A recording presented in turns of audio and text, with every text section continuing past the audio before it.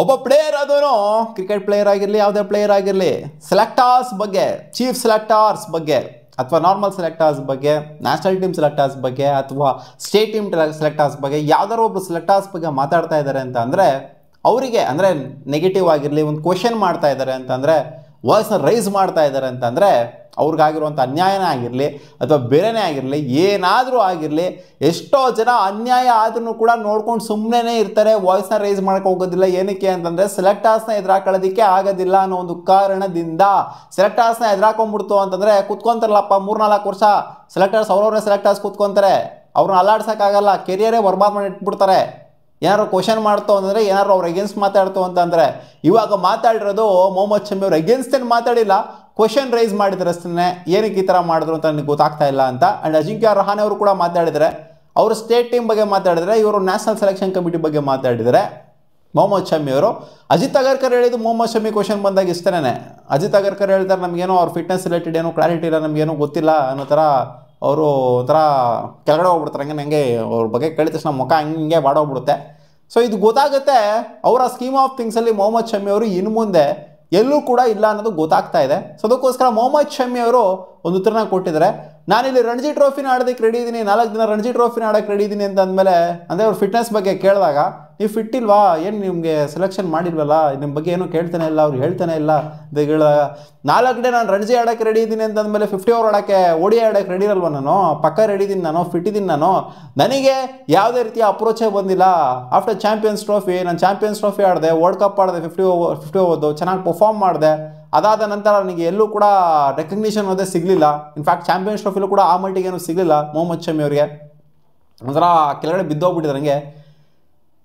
ಅದೆಲ್ಲ ನೋಡಿದಂಥವ್ರು ಸೆಲೆಕ್ಷನ್ ಕಮಿಟಿಯ ಅಧ್ಯಕ್ಷರಾದಂಥವ್ರು ಇವ್ರನ್ನ ಅಪ್ರೋಚ್ ಮಾಡಬೇಕು, ಕೇಳಬೇಕು, ಫಿಟ್ ಆಗಿದ್ದೀರಾ ಇಲ್ವಾ, ಹಂಗೆ ಹಿಂಗೆ ಏನಾಗ್ತದೆ ನಿಮಗೆ ಅಂತ ವಿಚಾರಿಸ್ಕೋಬೇಕು. ಸೊ ಅವ್ರು ಕ್ಲಾರಿಟಿನೂ ಕೊಡಲಿಲ್ಲ, ನಮಗೂ ಕೂಡ ಕ್ಲಾರಿಟಿ ಕೊಡಲಿಲ್ಲ.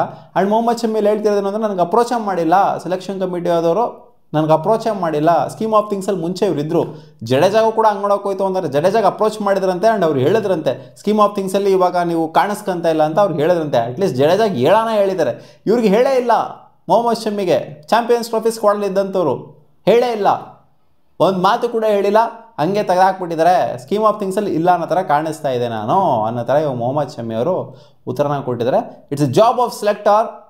ಒಂದು ಸ್ಕೀಮ್ ಆಫ್ ಥಿಂಗ್ಸಲ್ಲಿ ಇದ್ದಂಥವ್ರನ್ನ ಬಿಡಬೇಕಾದ್ರೆ ಅವ್ರಿಗೆ ಇನ್ಫಾರ್ಮ್ ಮಾಡಿಬಿಟ್ಟು ಅವ್ರಿಗೆ ಏನಾಗಿದೆ ಅದ್ರ ಬಗ್ಗೆ ಚರ್ಚೆ ಮಾಡೋವಂಥದ್ದು ಇಟ್ಸ್ ಜಾಬ್ ಆಫ್ ಸೆಲೆಕ್ಟರ್ ಅಂತ ಇವರು ಹೇಳಿದ್ದಾರೆ. ಬಟ್ ಸೆಲೆಕ್ಟರ್ಸ್ ಇದನ್ನೆಲ್ಲ ಕೇಳಿಸ್ಕೊಂಡಿರ್ತಾರೆ, ಜಾಬ್ ಆಫ್ ಸೆಲೆಕ್ಟರ್ ಅಲ್ವಾ ಶಿಷ್ಯ, ಇನ್ನು ಮುಂದೆ ನೀನು ಅದು ಹೆಂಗೆ ಸೆಲೆಕ್ಟ್ ಆಗ್ಬಿಡ್ತೀಯ ನೋಡ್ತೀನಿ ಶಿಷ್ಯ ಅಂತ ಅನ್ಕೊಂಡಿರ್ತಾರೆ.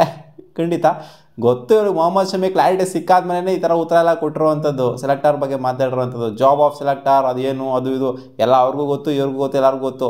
ಬಟ್ ಎಷ್ಟೋ ಕಡೆ ನೋಡಿರ್ತೀರ, ಎಷ್ಟೋ ಪ್ಲೇಯರ್ಗೆ ಅನ್ಯಾಯ ಆಗ್ತಿರೋಂಥದ್ದು, ಅವ್ರು ವಾಯ್ಸ್ ರೈಸ್ ಮಾಡಲ್ಲ. ಇವಾಗ ಸಾಯಿ ಸುದರ್ಶನ್ ಹಂಗೆ ನೋಡೋಕೆ ಹೋಯ್ತು ಅಂದರೆ ಏಷ್ಯಾ ಕಪ್ಪಿಗೆ ಸೆಲೆಕ್ಟ್ ಆಗಬೇಕಾಗಿತ್ತು, ನಾನೇನಕ್ಕೆ ಏಷ್ಯಾ ಕಪ್ ಸೆಲೆಕ್ಟ್ ಆಗಿಲ್ಲ, ನಾನು ಅಷ್ಟು ನೋಡಿದ್ದೀನಿ IPL ಅಂತ ಅವ್ರು ವಾಯ್ಸ್ ರೈಸ್ ಮಾಡ್ಬೋದಾಗಿತ್ತು. ಅವ್ರು ಮಾಡಲಿಲ್ಲ. ಏನಕ್ಕೆ ಕೇಳಿ, ಸೆಲೆಕ್ಷನ್ ಕಮಿಟಿ ಬಗ್ಗೆ ಗೊತ್ತು, ವಾಯ್ಸ್ ರೈಸ್ ಮಾಡೋಕ್ಕಾಗಲ್ಲ ಅಂತಲೂ ಕೂಡ ಗೊತ್ತು.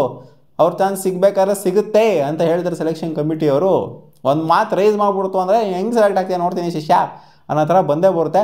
ಅಜಿಂಕ್ಯ ರಹಾನೆ ಕೂಡ ಇದನ್ನೇ ಹೇಳಿರೋದು, ಪ್ಲೇಯರ್ಗಳು ಡೊಮೆಸ್ಟಿಕ್ ಪ್ಲೇಯರ್ ಆಗಿರಲಿ, ನ್ಯಾಷನಲ್ ಪ್ಲೇಯರ್ ಆಗಿರಲಿ ಹೆದರ್ಕೊಬಾರ್ದು ಸೆಲೆಕ್ಟರ್ಸ್ಗೆ. ಸೆಲೆಕ್ಟರ್ಸ್ ಹೆಂಗಿರಬೇಕು ಅಂತಂದರೆ, ಯಾವುದೋ ಏಜ್ನ ಸೆಲೆಕ್ಟರ್ಸ್ನ ಕರ್ಕೊಂಬಂದ್ಬಿಟ್ಟು ಸೆಲೆಕ್ಟ್ ಮಾಡೋದಲ್ಲ, ಸೆಲೆಕ್ಟರ್ಸ್ ಆಗಲಿ ಎಲೆಕ್ಟ್ ಮಾಡೋದಲ್ಲ. ಸೆಲೆಕ್ಟರ್ಸ್ ಹೆಂಗಿರಬೇಕು ಅಂತಂದರೆ, ಒಂದು 4-5 ವರ್ಷ ಆಗಿರ್ಬೇಕು, ರಿಟೈರ್ಮೆಂಟ್ನ ಕೊಟ್ಟು ಒಂದು 4-5 ವರ್ಷ ಒಟ್ಟಿನಲ್ಲಿ ಇವಾಗಿನ ರಿಟೈರ್ಮೆಂಟ್ ಕೊಟ್ಟಿರುವಂಥ ಪ್ಲೇಯರ್ಸ್ಗಳನ್ನ ಅಂಥವ್ರನ್ನ ಸೆಲೆಕ್ಷನ್ ಕಮಿಟಿಗೆ ಆಗ್ತು ಅಂತಂದರೆ ಅವರು ಪ್ಲೇಯರ್ಸ್ಗಳನ್ನ ಕೂಡ ಅರ್ಥ ಮಾಡ್ಕೊಳೋದ್ರಲ್ಲಿ ಯಶಸ್ಸಾಗಿರ್ತಾರೆ. ಅಂದರೆ ಯಾವುದೋ ಹಳೆ ಕಾಲದ ಪ್ಲೇಯರ್ಸ್ಗಳನ್ನ ಕರ್ಕೊಂಬಿಟ್ಟು ಕೂರ್ಸೋದಕ್ಕೂ ಇವಾಗಿನ ರಿಟೈರ್ ಆಗಿರುವಂಥ ಪ್ಲೇಯರ್ಸ್ಗಳನ್ನ ತೊಗೊಂಬಂದು ಕೂರ್ಸೋದಕ್ಕೂ ಜನ್ರೇಷನ್ ಗ್ಯಾಪ್ ಎಲ್ಲ ಇವರು ಅರ್ಥ ಮಾಡ್ಕೊತಾರೆ. ಇವಾಗಿನ ಪ್ಲೇಯರ್ಸ್ ಹೆಂಗಿರ್ತಾರೆ, ಅವಾಗಿನ ಪ್ಲೇಯರ್ಸ್ಗೂ ಇವಾಗಿನ ಪ್ಲೇಯರ್ಸ್ಗೂ ಸಿಕ್ಕಾಪಟ್ಟೆ ಡಿಫ್ರೆನ್ಸ್ ಅಂತೂ ಇದ್ದೇ ಇರುತ್ತೆ. ಸೊ ಅರ್ಥ ಮಾಡ್ಕೊತಾರೆ. ಆ್ಯಂಡ್ ಸೆಲೆಕ್ಷನ್ ಕಮಿಟಿ ಅಂತ ಬಂದಾಗ ನಾವು ಹೆದರ್ಕೋಬಾರ್ದು. ಪ್ಲೇಯರ್ಸು ಹೋಗ್ಬಿಟ್ಟು ಅಲಚ್ಚಾಗಿ ಆಡೋತ್ತದೆ ಇರಬೇಕು ನಾವು.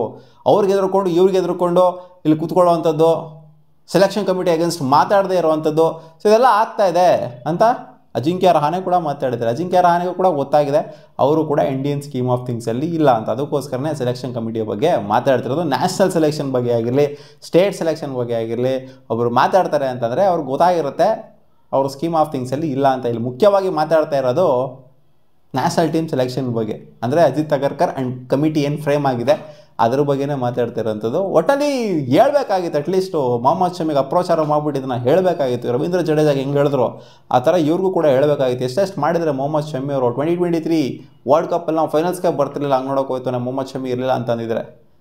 ಸೊ ಮರ್ಯಾದೆ ಕೊಡಬೇಕಾಗುತ್ತೆ ಕೆಲವು ಪ್ಲೇಯರ್ಗಳಿಗೆ. ಇವ್ರೇನು ದೊಡ್ಡ ಪುಡಾಂಗಳ ಇಲ್ಲಿ ಏನು ಗುಡಿ ಹಾಕ್ಬಿಡ್ತಾರೆ ಅಲ್ಲಿ. ಅಜಿತ್ ಅಗರ್ಕರ್ ಅವರು ಇವರಲ್ಲ, ಅವ್ರು ಮಾಡೋದು ಇವ್ರು ಮಾಡಿಲ್ಲ ಅಲ್ಲಿ ನ್ಯಾಷನಲ್ ಟೀಮ್ಗೆ. ಸೊ ಅಪ್ರೋಚ್ ಮಾಡಬೇಕಾಗುತ್ತೆ, ಕೇಳಬೇಕಾಗುತ್ತೆ, ನೋಡ್ಕೊಬೇಕಾಗುತ್ತೆ ಚೆನ್ನಾಗಿ ಪ್ಲೇಯರ್ಗಳು. ಇನ್ನೇನು ಕೆಲಸ ಅವ್ರು ಗುಡ್ಡೆ ಹಾಕಂತ ಏನಿರುತ್ತೆ ಕೆಲಸ ಅಲ್ಲ ಸೆಲೆಕ್ಷನ್ ಕಮಿಟಿ ಅವ್ರಿಗೆ, ಏನೂ ಇರೋದಿಲ್ಲ. ಸೆಲೆಕ್ಷನ್ ಮಾಡೋದಷ್ಟೇ ಅವ್ರ ಕೆಲಸ ಅಲ್ಲಿ. ಇದನ್ನು ಅಪ್ರೋಚ್ ಮಾಡಿಲ್ಲ ಪ್ಲೇಯರ್ಸ್ಗಳು, ಏನೋ ಅವ್ರು ವಿಚಾರಿಸ್ತಾನೆ ಇಲ್ಲ ಅಂತ ನಿಂತಿದ್ದ ದೊಡ್ಡ ದೊಡ್ಡ ಪ್ಲೇಯರ್ಸ್ಗಳನ್ನ. ಸೀರಿಯಸ್ಲಿ ಸಿಲ್ಲಿ ಅಂತ ಅನಿಸುತ್ತೆ. ಪಾಪ ಮೊಹಮ್ಮದ್ ಶಮಿಗೆ ಎಷ್ಟು ಬೇಜಾರಾಗಿರಬೇಕು ಇದೆಲ್ಲ ನೋಡ್ಬಿಟ್ಟು. ಮತ್ತೆ ಸಿಗೋಣ ಮುಂದಿನ ವಿಡಿಯೋದಲ್ಲಿ ಗಾಯ್ಸ್, ಬಾ.